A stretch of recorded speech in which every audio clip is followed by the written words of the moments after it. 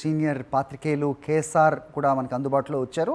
ఆయనతో మాట్లాడదాం. అజిత్ పవార్ రాజకీయ ప్రస్థానం కావచ్చు, పవార్ కుటుంబానికి మహారాష్ట్ర రాజకీయాలకు ఎలాంటి విడదీరాని సంబంధం ఉందో ఆయన మాటలోనే వినే ప్రయత్నం చేద్దాం. కేఎస్ఆర్ గారు నమస్తే అండి. సార్, ఎలా చూడాలి నిజంగా మరొక పెద్ద నాయకులు మహారాష్ట్ర రాజకీయాల్లోనే కాదు దేశ రాజకీయాల్లో ఆయన పేరు సుపరిచితం. ఇలాంటి ఘోర ప్రమాదం దుర్మరణం పాలయ్యారు, ఎలా చూడాలి సార్? చాలా దురదృష్టకరమైనటువంటి ఘటనలో ఒకటి, విఐపీలు ప్రధానంగా పర్యటించేటువంటి విఐపీలనే కాదు, ఆ మాటకు వస్తే ఏ విమానమైనా సరే ఇటువంటి విషయాల్లో చాలా జాగ్రత్తగా ముందు జాగ్రత్త తీసుకుని బయలుదేరకపోతే ఇట్లాంటి ప్రమాదాలు జరిగితే ముఖ్యమైనటువంటి వ్యక్తులు ఈ రకంగా ప్రత్యేక విమానాల్లో బయలుదేరి వెళ్ళినప్పుడు ఈ రకంగా దుర్మరణం పాలవటం చాలా బాధాకరం. అదొక విషాదం. అది వారి కుటుంబానికే కాక రాష్ట్రం అంతటినీ ప్రభావితం చేసే అంశం కాబట్టి సహజంగా విఐపీలకు సంబంధించినటువంటి ప్రమాదం జరిగినప్పుడు ప్రాముఖ్యత వస్తుంది. ఎన్నికలో జరిగింది ఏంటనే దాని మీద. అయితే ఇది మొదటిసారి కాదు, ఇంతకుముందు మనం చూసాము. డాక్టర్ వైఎస్ రాజశేఖర రెడ్డి గారు అనుకోకుండా చిత్తూరులో ప్రోగ్రాం కోసం వెళ్తూ వర్షంలో చిక్కి విని ఆ విమానం కూలిపోయి దుర్మరణం చెందడం దురదృష్టవశాత్తు. అలాగే అదే టైంలో దోర్జీ కంబో అని అరుణాచల్ ప్రదేశ్ ముఖ్యమంత్రిగా ఉన్నారు. ఆయన కూడా కరెక్ట్ గా ఆ రోజులో ఒక రోజు అటు ఇటుగా ఆయన కూడా అలాంటి ప్రమాదంలోనే మరణించారు. అలాగే మాధవరావు సింధియా గారు కూడా మరణించారు. అంతకుముందు సంజయ్ గాంధీ గారు కూడా ఒక విమాన ప్రమాదంలో మరణించడం జరిగింది. అప్పట్లో అది పెద్ద సెన్సేషన్. సంజయ్ గాంధీ చాలా పవర్ఫుల్ మ్యాన్ గా కూడా దేశవ్యాప్తంగా ఉండేవాడు. ఆ తర్వాత అనుకోకుండా ఈ ప్రమాదంలో హెలికాప్టర్ ప్రమాదంలో మరణించారు. ఈ హెలికాప్టర్ కానీ ప్రత్యేక విమానాల్లో పరిధించే ముందు 1-2 సార్లు తనిఖీ చేసుకోకపోతే ఇట్లాంటివి జరుగుతూ ఉంటే అజిత్ పవార్ మహారాష్ట్ర రాజకీయాల్లో చాలా కీలకమైన వ్యక్తిగా ఉన్నారు. సరే, కొంతకాలం శరద్ పవార్ తో తనిఖీ ఉంది. తర్వాత మళ్ళీ విడిపోయినప్పుడు కూడా వ్యక్తిగత సంబంధాల విషయంలో ఎక్కడా కూడా వాళ్ళిద్దరి మధ్య పెద్ద తేడా ఉన్నట్లుగా అనిపిస్తుంది. ఎందుకంటే తరచుగా ఆయన కలవటం ఇవన్నీ జరుగుతుంది. రాజకీయ సంబంధాలు వేరు, వ్యక్తిగత సంబంధాలు వేరు అన్నట్లుగానే మెనఫెట్గా మనకి అర్థమవుతా ఉంటుంది. అంతేకాకుండా ఆసక్తికరమైన విషయం ఏంటంటే ఈయన అన్ని గ్రూపుల్లో ఉన్నాడు.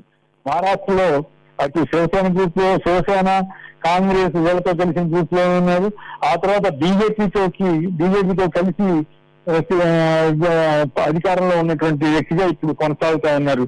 గతంలో ఒక సందర్భంలో బీజేపీకి మెజార్టీ లేకపోయినా కూడా సడన్ గా ఈయన ఎంపీటీ నుంచి చీలి వచ్చి ఒకరోజు ఉప ముఖ్యమంత్రి అయ్యారు. ఆ తర్వాత మళ్ళీ బయటకు వచ్చేసారు. తర్వాత మళ్ళీ బీజేపీతో కలిశారు. సో మొత్తం మీద రాజకీయాల్లో ఈయనకి సంబంధించి ఒక వ్యాపార ప్రముఖుడిగా కూడా ఉన్నారు. సో న్యాచురల్లీ ఈయనకి అక్కడ మంచి హోల్డ్ ఉంది. శరద్ పవార్ తర్వాత ఈయన అత్యంత ప్రముఖమైన వ్యక్తిగా, ప్రత్యేకించి ఎన్సీపీలో బారామతి అన్న ప్రాంతం అన్నది శరద్ పవార్ కుటుంబానికి అత్యంత కీలకమైనటువంటిది, మంచి పట్టున్నటువంటి రాజకీయ ప్రాంతం. సో మహారాష్ట్రలో అటువంటి ప్రాంతం నుంచి శరద్ పవార్ కుటుంబం కానీ ఆయన సమీప బంధువు అయినటువంటి అజిత్ పవార్ రావటం, వాళ్ళందరికీ కాంట్రాక్టులు ఇతరత్ర అనేక వ్యాపార సంబంధాలు ఉండటం, మహారాష్ట్రలో తమదైన ముద్రను వేసుకున్న వాళ్ళలో అజిత్ పవార్ కూడా ఉన్నారు. ఆయన దురదృష్టం, ఆయన మరణించడం అనేది ఆ పార్టీకి కాకుండా మహారాష్ట్ర రాజకీయాల్లో కూడా ఒక చాలా ముఖ్యమైనటువంటి పరిణామం అవుతుంది. అది దాన్ని ఎట్లా రికవర్ అవుతారు, ఆ పార్టీ పరిస్థితి ఏమిటి అనేది ఈ భవిష్యత్తే తెలుస్తుందని అనుకోవాలి. హరి రైట్. కేసర్ గారు, అంటే మీరు చెప్పిన దాంట్లో కూడా ఇప్పుడు పవార్ కుటుంబం అంతా మళ్ళీ ఏకమవుతుంది అనే సంకేతాలు ఇటీవలి కాలంలో చూస్తున్నాం. మనం జరిగిన లోకల్ బాడీ ఎన్నికల్లో కూడా ఇద్దరు పవార్లు కలిసి ఎన్నికలకు వెళ్ళారు, బాబాయ్ అబ్బాయి అనేది కూడా మనం చూసాం. ప్రస్తుత పరిణామాలు నిజంగా కుటుంబానికి అయితే నిజంగా చాలా పెద్ద దెబ్బే అని చెప్పాలి సార్. ఇంకోటి మనం క్లీన్గా అబ్జర్వ్ చేయాల్సిన అవసరం, మీ కమెంట్ ఎలా ఉంటుంది? ఇప్పుడు ఇటీవల కాలంలో మనం చూస్తున్నాం చాలా చిన్న దూరాలకి కూడా, అఫ్కోర్స్ ఇది మొదటిసారి కాదు, లేకపోతే ఇటీవల కాలంలో ఎక్కువైన పరిస్థితి మనం చూస్తున్నాం. చార్టెడ్ ఫ్లైట్లు ఉపయోగించడం కానీ, నిజంగా 100-200 కిలోమీటర్లు కూడా ఉపయోగించడం, ఇలాంటి ప్రమాదాలకు గురి కావడం అనేది నిజంగా దురదృష్టకరం.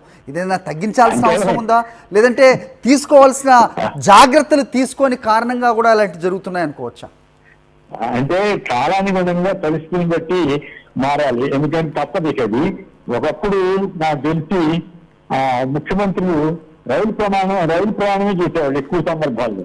ఉదాహరణకి ఎన్టీ రామారావు గారు అనేక సార్లు రైలు ప్రయాణం చేసిన సందర్భాలు ఉన్నాయి.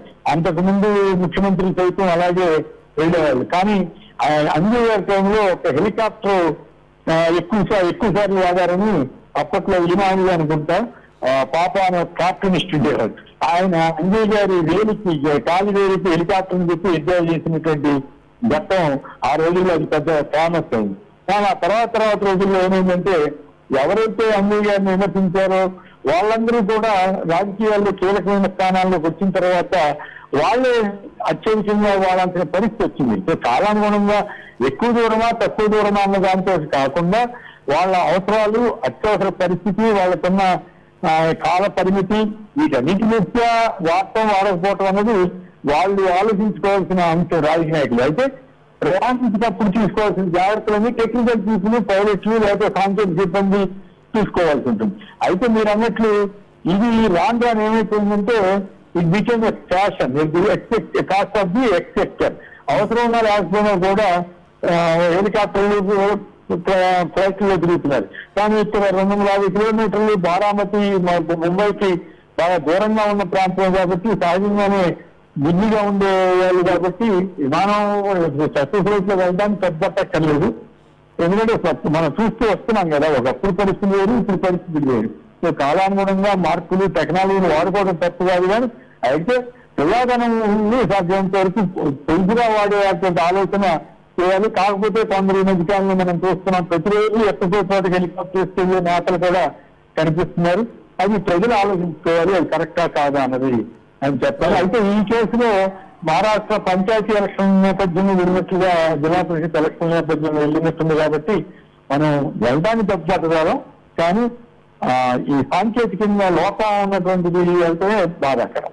కొమ్మినేని గారు, ప్రస్తుతం మరోవైపు కేంద్ర బడ్జెట్ సమావేశాలు ఇవాళ ప్రారంభం కాబోతున్న నేపథ్యంలో ప్రస్తుతం నెలకొన్న ఈ మహారాష్ట్ర అజిత్ పవార్ దుర్మరణం ఘటన ఏదైనా వాయిదా పడే అవకాశం ఉంటుందా? సంతాపానికే పరిమితం అవుతుందంటే అంటే జనరల్ గా ఎంపీలు సిట్టింగ్ ఎంపీ అయితే తప్ప జనరల్ గా చేయట్లేదు. మరి అనూహ్యమైనటువంటి ఘట్టాల్లో జరుగుతుంది. కానీ బట్ ఈ కారణంగా మరి ఎంతవరకు వస్తారన్నది నాకు కూడా ఐడియా లేదు. కానీ త్వరగా కంటిన్యూ అవుతుందేమో నేను అనుకుంటున్నాను. ఎందుకంటే రాష్ట్ర స్థాయి నాయకుడు గతంలో ఎంపీగా పనిచేసేది లేదు, నాకు గుర్తులేదు.